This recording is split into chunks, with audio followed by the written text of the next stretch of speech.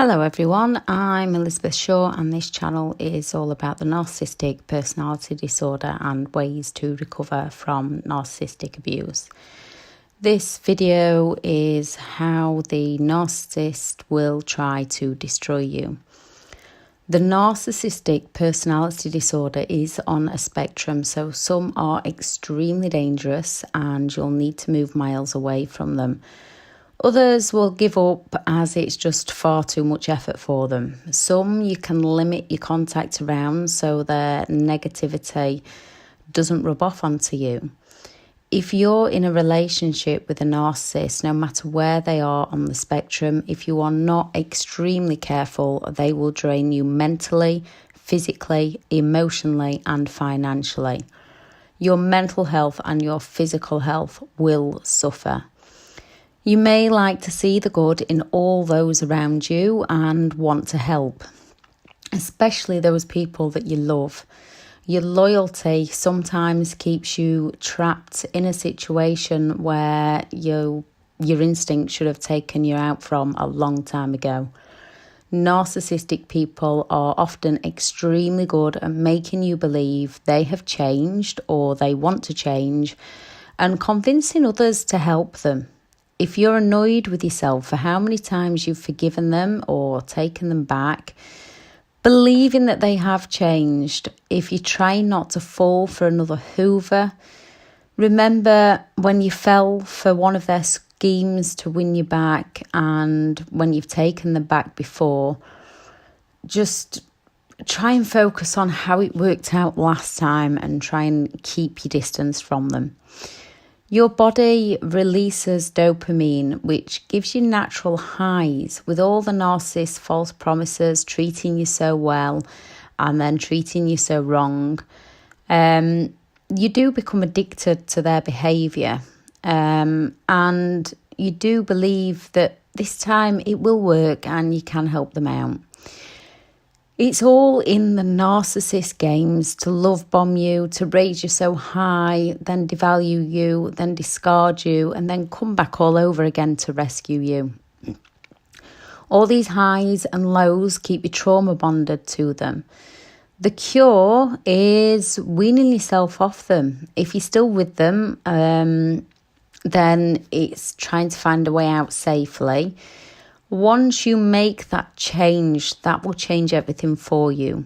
If you've already separated from them, it's cold turkey if you've left. You may think you love them. Actually, you're just trauma bonded to them. And to break this trauma bond, you need to seriously limit contact or go no contact.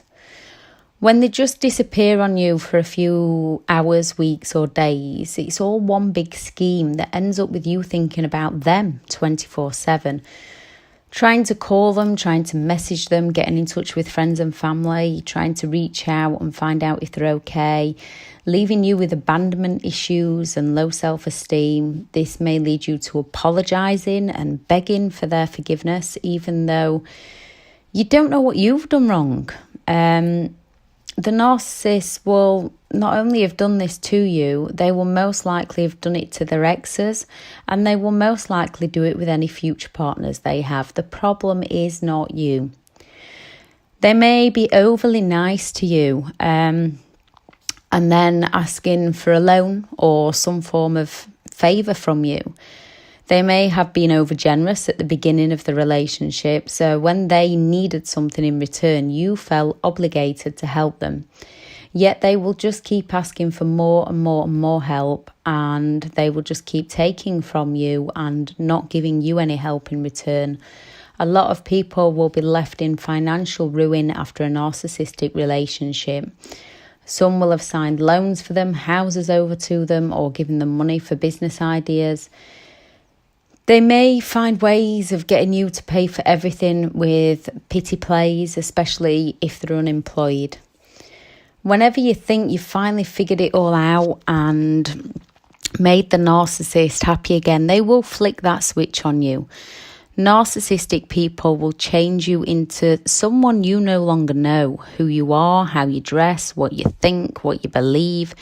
They condition you with manipulation methods from gaslighting to silent treatment to love bombing, blame shifting, so that you're always going back to them for the reality check. They will also condition you, so everything about you becomes a way of making them happy so that they have full control over you. You end up walking on eggshells in order to do your personal best to keep the narcissist happy. You cannot keep a narcissist happy. They will move the goalpost every time you think you've figured it out.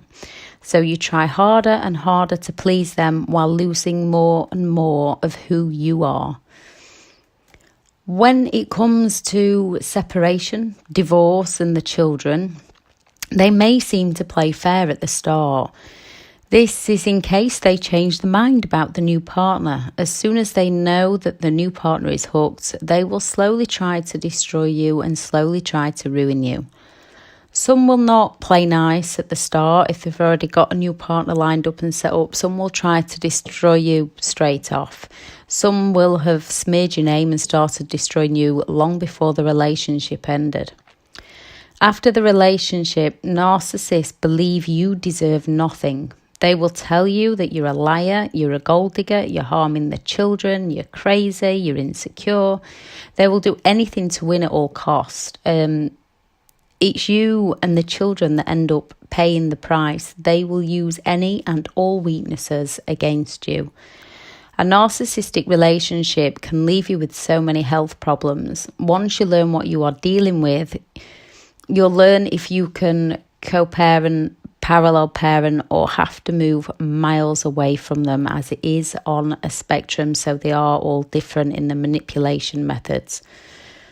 Friends and family members you suspect are on the spectrum, you can learn if you can just limit your contacts and keep them at arm's length, observe, don't absorb, or if you just need to remove them completely from your life. The only way to win against a narcissist is to stop playing their games. This is extremely hard, as they do know all your weaknesses and will use them all against you. This does cut deep. Do not let them know this. Do not react to them. If at all possible, do not respond. Someone who cares about you would not use your weaknesses against you. Whatever they do, nasty or nice, they are in it for one person only, and that is themselves. It's extremely hard to start, especially if they're using the children, learning. They don't think like we do. They don't truly care. It's all an act to get their needs met and to keep us confused. It does help you to make sense of it all by not reacting or responding, because you start to see the pattern in the games that they play, and life gets easier and life becomes more peaceful. Some narcissistic people will up their games quite heavily, and you do have to stay focused and stay strong. One way to help yourself is with the trauma bond and the addiction to them, your human needs. Once you meet 3 of these human needs, Tony Robbins says, you become addicted to them. And with a narcissistic relationship, you do meet all 6 of your human needs in different ways. So filling them up in other ways. A lot of people who come out of narcissistic relationships do find it helpful to them to help other people get through it by joining support groups, because you fill in your human need unknowingly of love and connection, because you're connecting to other people, you're helping other people out, and you're distancing yourself from that narcissistic person. And it also fills your need for significance, because you feel better about yourself knowing that you are helping other people to recover, because you know exactly how they feel and you know how and ways that you can help them out. Now, we are all individuals, we are all unique, so we do all have to find the ways that help us personally. Charities, joining charities, that will also help with that growth and connection and contribution, because you believe you're giving and helping out with other people. Learning something new will help with your significance, and it will help with your growth because you're learning and developing new things. Creating new routines for yourself to give yourself that certainty in life and to break the old patterns and to bring in new patterns. You can recover, you can heal and go on to have a lovely, happy, more peaceful life. You just have to work on you. Once you start, if you have setbacks, we all have setbacks, learn from them and keep moving forward onto a much happier life. Now, when you do have those step backs, it's good to remember and focus on how far you've come and be grateful for the things that you have got. Find anything and everything you can that you can be grateful for to keep going, to get up, to go again. Stay strong and keep going. Thank you for listening. Bye.